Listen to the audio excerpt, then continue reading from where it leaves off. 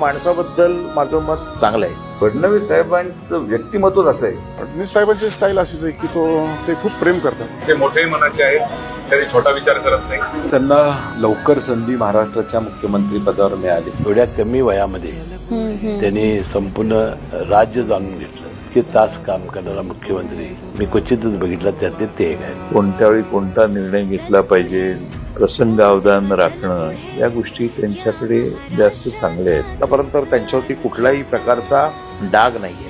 गावागावांची माहिती आहे, गावागावाचं राजकारण माहिती आहे, लोकांची नावं माहिती आहेत. त्यामुळे आम्ही सार्वजनिक कामं ज्यावेळी एखाद्या विषयाचं सांगतो त्यावेळी ते त्याला रिस्पॉन्स करतात. म्हणून तर त्यांची ख्याती आज महाराष्ट्रात अशी की SMS वर काम करणारा मुख्यमंत्री आहे. कधी कधी चांगल्या वेळेस ते लवकर भेटणार नाही, पण अडचणीच्या वेळेस मात्र ते 100% उभे असतात. मोठी मोठी कामं ज्याच्यामुळं राज्य पुढे जाईल यासाठी ते प्रयत्न करत आहेत. मग त्यात मेट्रो असेल, बुलेट ट्रेन असेल, कोस्टल असेल, अटल सेतू, असे अनेक प्रकल्प त्यांनी मार्गी लावले. मोठे मोठे प्रकल्प घेत आहेत की जे तरुण सुशिक्षित आहेत, कोणत्याही पक्षाचे असो, जे तरुण राजकारणामध्ये काहीतरी करू इच्छितात आणि जे एकदा फडणवीस साहेबांबरोबर बसून चर्चा जर त्यांनी केली तर त्या फडणवीस साहेबांकडेच त्यांचा कल होतो. त्यामुळं भारतीय जनता पक्षामध्ये ते आता एकमेव नेते आहेत.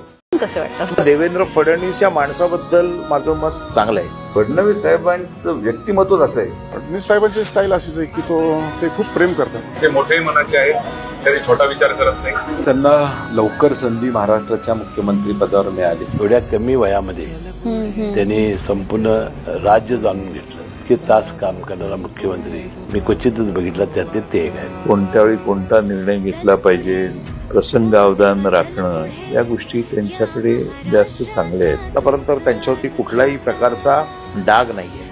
गावागावांची माहिती आहे, गावागावाचं राजकारण माहिती आहे, लोकांची नावं माहिती आहेत.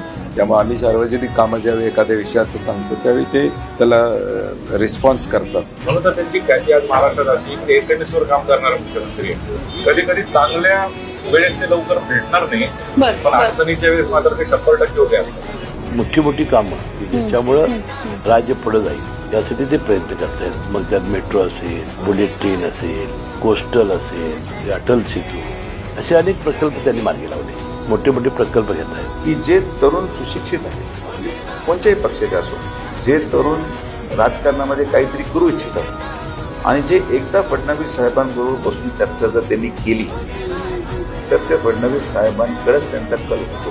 त्यामुळं भारतीय जनता पक्षामध्ये ते आता एकमेव नेते आहेत.